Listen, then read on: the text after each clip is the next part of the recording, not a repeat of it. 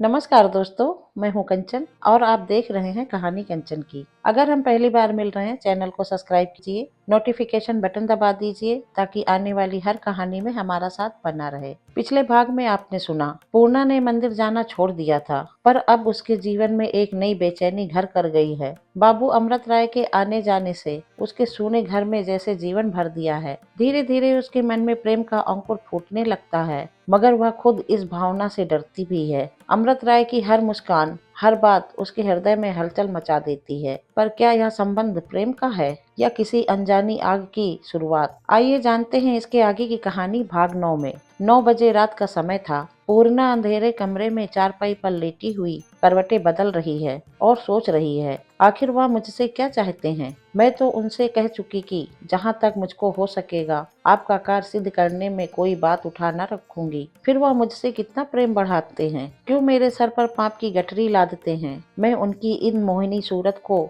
देखकर बेबस हुई जाती हूँ। मैं कैसे इस दिल को समझाऊं? वह तो प्रेम रस पीकर मतवाला हो रहा है। ऐसा कौन होगा जो उनकी जादू भरी बातें सुनकर रीझ न जाए। हाय, कैसा कोमल स्वभाव है, आंखें कैसी रस से भरी हैं, मानो हृदय में चुभती जाती हैं। आज वह और दिनों से अधिक प्रसन्न थे, कैसे रह रहकर मेरी ओर ताकते थे। आज उन्होंने मुझे 2-3 बार प्यारी पूर्णा कहा। कुछ समझ में नहीं आता कि क्या करने वाले हैं। नारायण, वह मुझसे क्या चाहते हैं या मोहब्बत का अंत क्या होगा? यही सोचते सोचते जब उसका ध्यान परिणाम की ओर गया तो मारे शर्म से पसीना आ गया। आप ही आप बोल उठी, नाना मुझसे ऐसा न होगा। अगर यह व्यवहार उनका बढ़ता गया तो मेरे लिए सिवाय जान दे देने के और कोई उपाय नहीं है। मैं जरूर जहर खा लूंगी। नहीं नहीं, मैं भी कैसी पागल हो गई हूँ। क्या वह कोई ऐसे वैसे आदमी है? ऐसा सज्जन पुरुष तो संसार में ना होगा। मगर फिर यह प्रेम मुझसे क्यों लगाते हैं? क्या मेरी परीक्षा लेना चाहते हैं?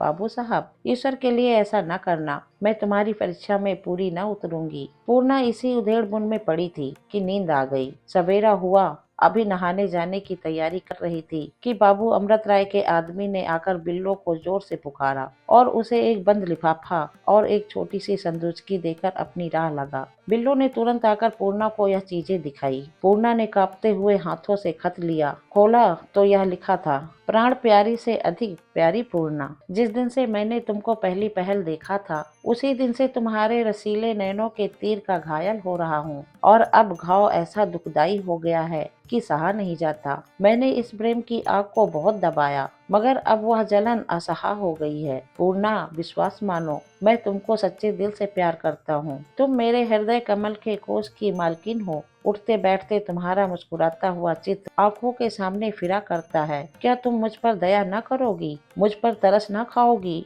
प्यारी पूर्णा, मेरी विनय मान जाओ। मुझको अपना दास, अपना सेवक बना लो। मैं तुमसे कोई अनुचित बात नहीं चाहता। नारायण, कदापि नहीं। मैं तुमसे शास्त्रीय रीति पर विवाह करना चाहता हूँ। ऐसा विवाह तुमको अनोखा मालूम होगा। तुम समझोगी या धोखे की बात है, मगर सत्य मानो, अब इस देश में ऐसे विवाह कहीं कहीं होने लगे हैं। मैं तुम्हारे विरह में मर जाना पसंद करूंगा, मगर तुमको धोखा न दूंगा। पूर्णा, नहीं मत करो। मेरी पिछली बातों को याद करो। अभी कल ही मैंने जब कहा कि तुम चाहो तो मेरे सर पर बहुत जल्द सेहरा बंध सकता है, तब तुमने कहा था कि मैं भर सकती कोई बात उठा न रखूंगी। अब अपना वादा पूरा करो। देखो, मुकर मत जाना। इस पत्र के साथ मैं एक जड़ाऊ कंगन भेजता हूँ। शाम को मैं तुम्हारे दर्शन को आऊंगा। अगर यह कंगन तुम्हारी कलाई पर दिखाई दिया तो समझ जाऊंगा कि मेरी विनय मान ली गई। अगर नहीं तो फिर तुम्हें मुंह न दिखाऊंगा। तुम्हारी सेवा का अभिलाषी, अमृत राय। पूर्णा ने बड़े गौर से इस खत को पढ़ा और सोच के अथाह समंदर में गोते खाने लगी।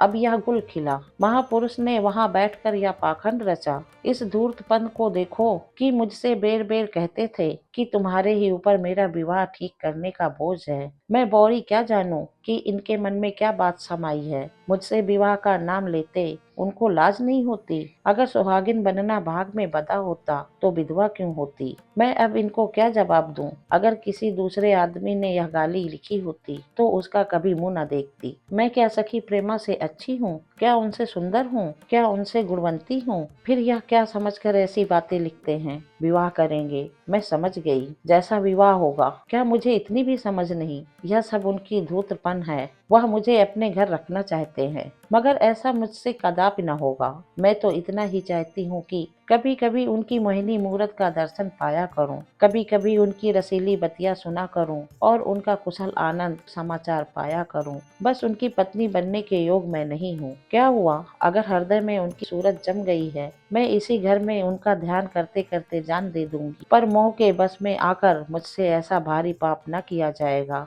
मगर इसमें उन बेचारे का दोष नहीं है, वह भी अपने दिल से हारे हुए हैं। नहीं मालूम क्यों मुझ अभागिन में उनका प्रेम लग गया। इस शहर में ऐसा कौन रईस है जो उनको लड़की देने से अपनी बड़ाई न समझे, मगर ईश्वर को न जाने क्या मंजूर था कि उनकी प्रीति मुझसे लगा दी। हाय, आज की सांझ वो आएंगे, मेरी कलाई पर कंगन न देखेंगे तो दिल में क्या कहेंगे। कहीं आना जाना त्याग दे तो मैं बिन मारे मर जाऊं। अगर उनका चित्त जरा भी मेरी ओर से मोटा हुआ तो अवश्य जहर खा लूंगी। अगर उनके मन में जरा भी माख आया, जरा भी निगाह बदली तो मेरा जीना कठिन है। बिल्लो पूर्णा के मुखड़े का चढ़ाव उतार बड़े गौर से देख रही थी। जब वह खत पढ़ चुकी तो उसने पूछा, क्या लिखा है बहू? पूर्णा मलिन स्वर में, क्या बताऊं क्या लिखा है? बिल्लो, क्यों कुशल तो है? पूर्णा, हाँ सब कुशल ही है। बाबू साहब ने आज नया स्वांग रचा। बिल्लो अचंभे से, वह क्या?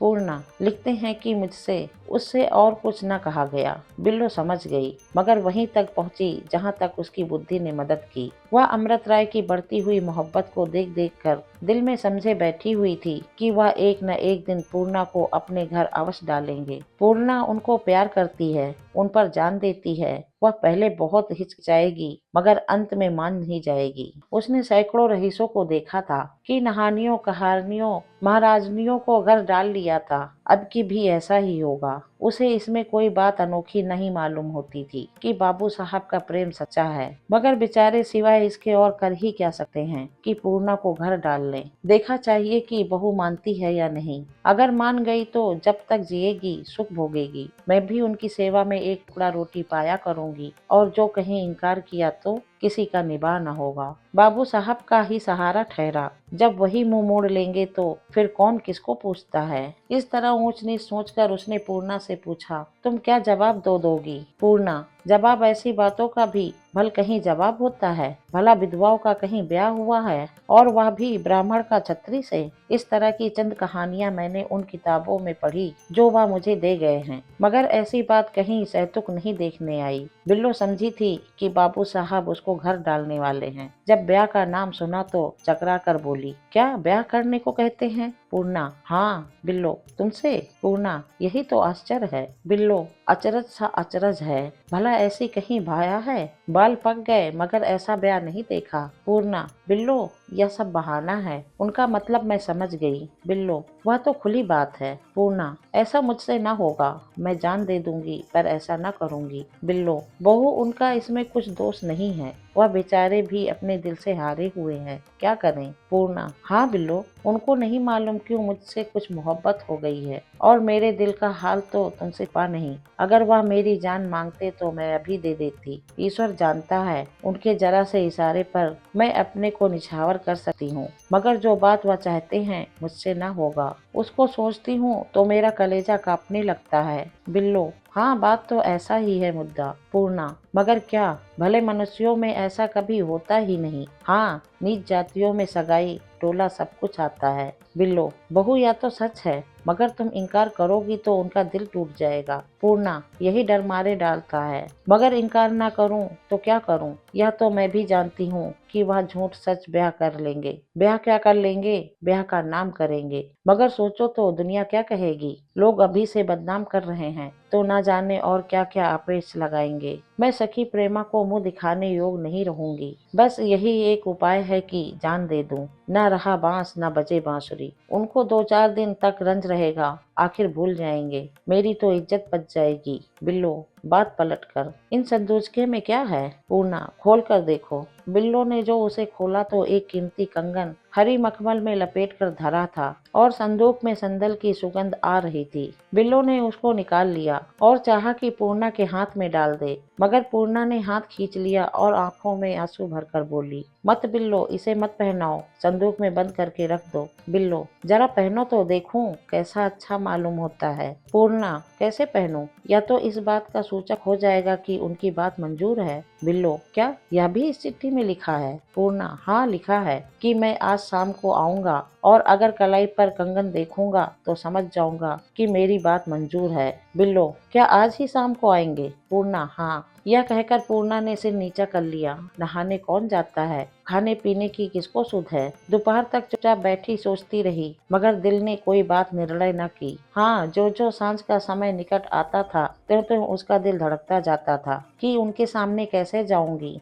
वह मेरी कलाई पर कंगन न देखेंगे तो क्या कहेंगे? कहीं रूठ कर चले न जाएं। वह कहीं रिसा गए तो उनको कैसे मनाऊंगी? मगर तभी यह कायदा है कि जब कोई बात उसको अति लौलीन करने वाली होती है तो थोड़ी देर के बाद वह उसे भगाने लगती है। पूर्णा से अब सोचा भी न जाता था। माथे पर हाथ धरे मौन साधे चिंता की चित बनी दीवार की ओर ताक रही थी। बिल्लो भी मान मारे बैठी हुई थी। 3 बजे होंगे कि यकायक बाबू अमृत राय की मानूस आवाज दरवाजे पर बिल्लो पुकारते सुनाई दी। बिल्लो चट बाहर दौड़ी और पूर्णा जल्दी से अपनी कोठरी में घुस गई कि दरवाजा भीड़ लिया। उसका दिल भर आया और वह किवाड़ से चिमट कर फूट फूट रोने लगी। उधर बाबू साहब बहुत बेचैन थे। बिल्लो जो ही बाहर निकली कि उन्होंने उसकी तरफ आस भरी आंखों से देखा, मगर जब उसके चेहरे पर खुशी का कोई चिन्ह न दिखाई दिया तो वह उदास हो गए और दबी आवाज में बोले, मारी, तुम्हारी उदासी देखकर मेरा दिल बैठा जाता है। बिल्लो ने इसका उत्तर कुछ न दिया।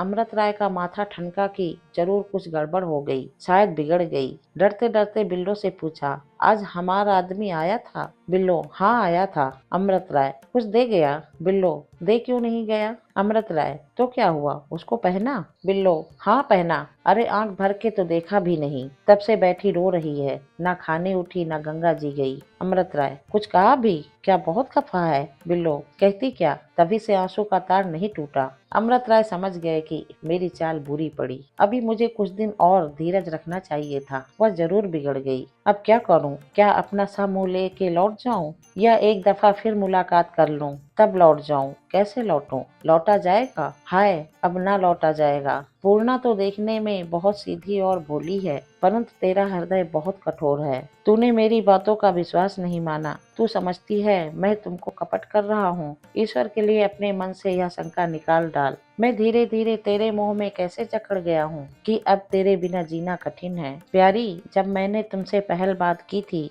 तो मुझे इसकी कोई आशा न थी कि तुम्हारी मीठी बातों और तुम्हारी मंद मुस्कान का जादू मुझ पर ऐसा चल जाएगा, मगर वह जादू चल गया और अब तुम्हारे सिवाय उसे और कौन उतार सकता है। नहीं, मैं इस दरवाजे से कदापि नहीं हिलूंगा। तुम नाराज होगी, छल्लाओगी, मगर कभी न कभी मुझ पर तरस आ ही जाएगा। बस अब यही करना उचित है। मगर देखो प्यारी, ऐसा न करना कि मुझसे बात करना छोड़ दो, नहीं तो मेरा कहीं ठिकाना नहीं। क्या तुम हमसे सचमुच नाराज हो? हाय, क्या तुम पहरों से इसीलिए रो रही हो कि मेरी बातों ने तुमको दुख दिया? यह बातें सोचते सोचते बाबू साहब की आंखों में आंसू भर आए और उन्होंने गदगद स्वर से बिल्लो से कहा, मारी, हो सके तो जरा उनसे मेरी मुलाकात करा दो। कह दो एक दम के लिए मिल जाए, मुझ पर इतनी कृपा करें। मारी ने जो उनकी आंखें लाल देखी तो दौड़ी हुई घर में आई। पूर्णा के कमरे में किवाड़ खटखटा कर बोली, बहू, क्या गजब करती हो, बाहर निकलो, बेचारे खड़े रो रहे हैं। पूर्णा ने इरादा कर लिया था कि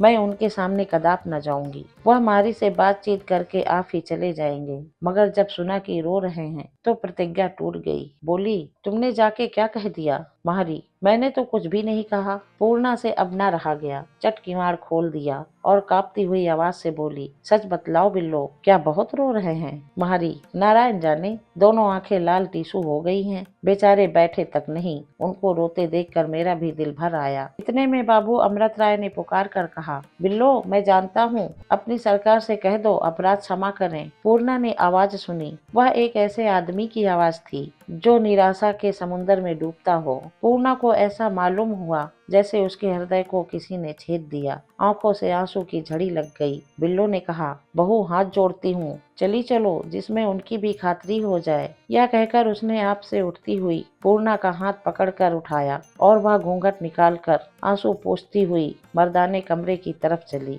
बिल्लो ने देखा कि उसके हाथों में कंगन नहीं है। चट संदूक की उठा लाई और पूर्णा का हाथ पकड़कर चाहती थी कि कंगन पहना दे, मगर पूर्णा ने हाथ झटक कर छुड़ा लिया और दम ही दम में बैठक के भीतर दरवाजे पर आके खड़ी रो रही थी। उसकी दोनों आंखें लाल थी और ताजे आंसुओं की रेखाएं गालों पर बनी हुई थी। पूर्णा ने घूंघट उठाकर प्रेम रस से भरी हुई आंखों से उनकी ओर ताका। दोनों की आंखें चार हुई। अमृत राय बेबस होकर बढ़े, सिसकती हुई पूर्णा का हाथ पकड़ लिया और बड़ी दीनता से बोले, पूर्णा, ईश्वर के लिए मुझ पर दया करो। उनके मुंह से और कुछ न निकला। करुणा से गला बंध गया और वह सर नीचे किए हुए जवाब के इंतजार में खड़े हो गए। बेचारी पूर्णा का धैर्य उसके हाथ से छूट गया। उसने रोते रोते अपना सर अमृत राय के कंधे पर रख दिया। कुछ कहना चाहा मगर मुंह से आवाज न निकली। अमृत राय ताड़ गए कि अब देवी प्रसन्न हो गई। उन्होंने आंखों के इशारे से बिल्लों से कंगन मंगवाया। पूर्णा को धीरे से कुर्सी पर बिठा दिया। वह जरा भी न झिझकी। उसके हाथों में कंगन पहनाए। पूर्णा ने जरा भी हाथ न खींचा। तब अमृत राय न सहसा करके उसके हाथों को चूम लिया और उनकी आंखें प्रेम से मग्न होकर जगमगाने लगी। रोती हुई पूर्णा ने मोहब्बत भरी निगाहों से उनकी ओर देखा और बोली, प्यारे अमृत राय, तुम सचमुच जादूगर हो। दोस्तों, 9वां भाग यहीं पे समाप्त होता है। कहानी कैसी लगी कमेंट में जरूर बताना। वीडियो को लाइक करना, दोस्तों के साथ शेयर करना, चैनल सब्सक्राइब करना मत भूलना। मैं कंचन आपसे विदा लेती हूँ। फिर मिलूंगी भाग 10 के साथ। धन्यवाद।